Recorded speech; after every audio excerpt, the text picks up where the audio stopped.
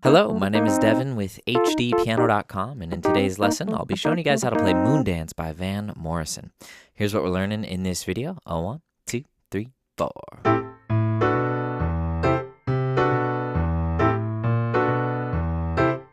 To the verse.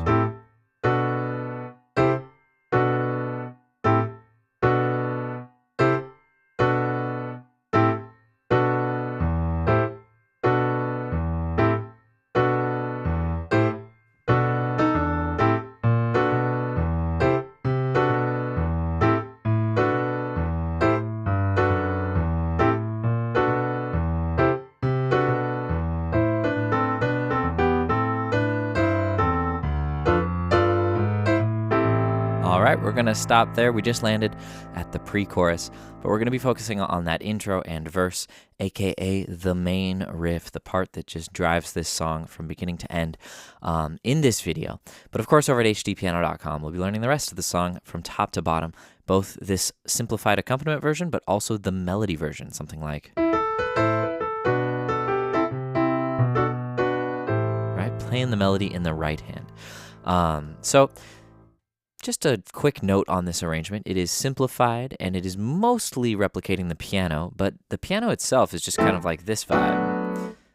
Van Morrison's not playing the bass line, so that can sound pretty empty if you were to just learn that on piano. And we do have a transcription that I'll get to in a later video that talks about every little fill and even has the solo written out note for note. But I think just, to play this song casually the way it's meant to be played, you don't have to nail it exactly. It's more just about understanding the vibe of the piece. So that's what we're going to focus on here. We're in the key of A minor, and our first chord is A minor 7. A in the left, C, E, G, and A in the right. And we're just going to take this shape up a step. And if you were to go up white notes, you'd get this. And we just need to change that F to an F sharp. We're going to see a lot of F sharps throughout this song. A couple of G sharps, and that's mostly it for accidentals. We will see some occasional F naturals, but A minor 7 to B minor 7 is kind of the driving force of this one. And on B minor 7, we're going to see D, F sharp, A, and B. Now, if we move up and we use the same 4 notes of A minor 7, C, E, G, and A, but we put that C on top, that's called an inversion. Then we get our third chord, and that's basically all there is to this main riff. We play the first, the second, third chord, and then back down to the second chord, and that makes up the skeleton. All right, see if you can play that with me. Nice and slow, no rhythm yet. All right, but let's talk about rhythm. So you might have noticed I counted this off like this. 1, 2, 3, 4. That's a very, that count off gives a lot of hints about how to feel it. So there's the fact that I said, 1, 1, 2. I'm hinting at a swing feel. And generally when you snap on beats 2 and 4 in a count off, it's usually assumed to be swing. So that 1 bar count off gives you a big hint, which is this song is felt in a swing feel. 1, 2, 3, 4, So not even eighths. It's not 1 and 2 and 3 and 4. 1 and 2 and 3. It's not straight like that. It's swung. It's like a football rolling down the hill. So keep that in mind. Make sure you're always kind of leaning into that laid back swing feel. And see if you can just play those chords with me. 1 and 2 and 1 and 2 and 1 and 2 and. Notice that it's short, long, off, short, long, off, etc. Okay, great. You're getting there. So, next step would be to add the bass line to the left. Now, we want to keep that short, long feel in the right while keeping the bass line kind of smooth. You'll notice that the electric bass on the recording is very steady and very smooth, just very legato, smooth and connected. And that can be a little bit of a challenge between the two hands, so I want you to think about it. And I also want to mention that you really don't need sustain for the majority of this piece. So if you catch yourself leaning into that sustain pedal, tie your foot to the bench because there are only a couple spots where it's maybe necessary. But it's good practice to really make those left hand bass lines legato with the right hand, a little bit shorter. So the bass line in the left is A, A, B, E, and then C, C, B, E. And then the next time, we go A, A sharp, B, E. Then again, C, C, B, E. So try that with me. A, B, E, C, C, B, E. A up to B, E, C, C, B, E. Now, I believe that's a direct transcription of the bass player, but from then on out, or from here on out, rather, a lot of the bass lines are approximated. It's not an exact representation of what's being played in the bass, but it's almost always something like that.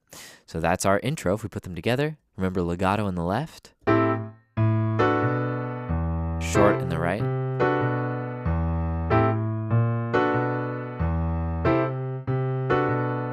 Even slower, 3, 4.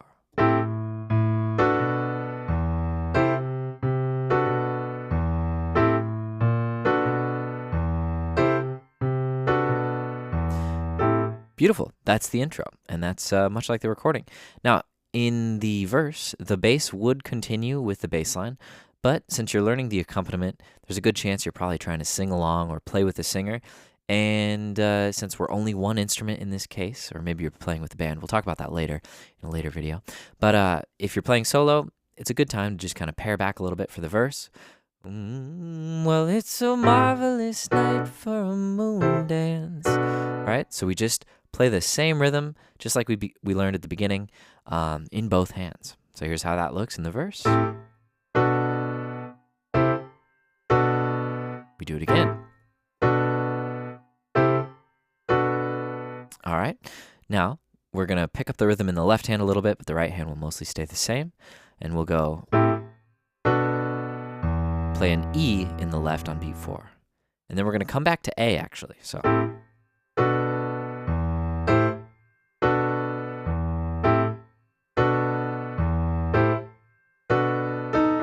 you'll notice that's the first time, you can see it in the changing color of the background there, that I use sustain. So we go B minor 7 and then and 4.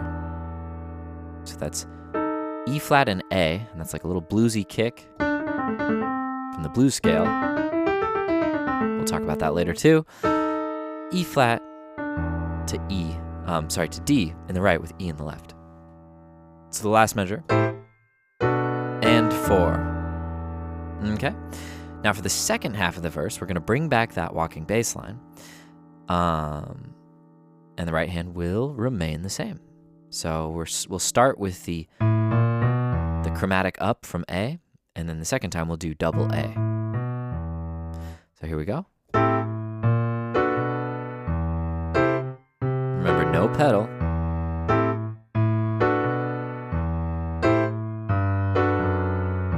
And there's a variation we haven't seen yet in the bass line, which is just walking down the A Dorian scale. So that's A, G, F sharp, E. And then we have four more measures of the verse remaining. So let's recap though. We hit that ascending bass line, then C, C, B, E. Now stay on A, B, E. Walk it down. Now back to chromatic, up to C, and here, the piano, I believe on the recording, is in that register. But since we're already down here, it might sound a little jarring to jump, so we'll just do it down here. And these are quarter note triplets in the right hand over quarter notes in the left hand. So we play 6 notes in a measure in the right, 4 notes in a measure in the left. So the way that lines up is on beats 1 and 3. So 1, 2, 3, 4, 1. All right. Bass line in the left, A, B, E. And the right hand is playing parallel sixths from E to C. And we walk it down 3 white notes, and then bring it up, and then walk it down 3 again, and then back to C and A. So try that real slow. One more time, and great. One more time. Moving on. Now quarter notes. It's like Frere Jacques, Frere Jacques. C and A, and in quarter notes we walk up, keep the bass line the same, walk up with the left hand going down to G, and then down to E, coming back to C and A in the right. And that's how we land on the pre-chorus, which starts us on the 4-chord D minor 6. So we've made it from top to bottom, intro and verse. And I just want to talk real quick about, maybe a little harmony and a little blues scale before I let you go and see you over at part 2. So I mentioned the A Dorian scale. So that's like taking A minor, B minor, C major 7, and we get that same kind of sound, right? So if you're into learning your modes, just know that this song is largely coming out of Dorian. And we're going to get to soloing later, but in case you're looking for a little taste now, let's check out the A blues scale. A, C, D, A, C, D, D sharp, E, G, and back to A.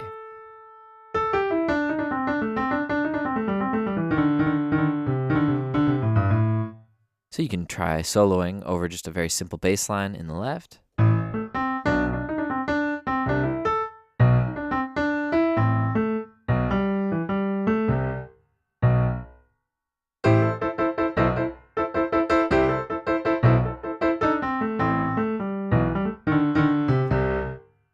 You could even try playing the chords in the left, something like.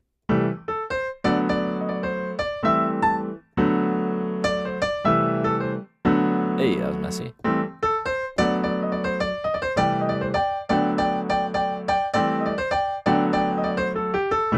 All right, so I'm only playing notes from this scale. Obviously, I got a few tricks up my sleeve, but hopefully you can slow down this video and add some of them to your arsenal. So I'll leave you with that, and then I'll see you over at part 2 to learn the rest of the song, as well as the melody version. My name's Devin with HDpiano.com. While I have you here, please like and subscribe.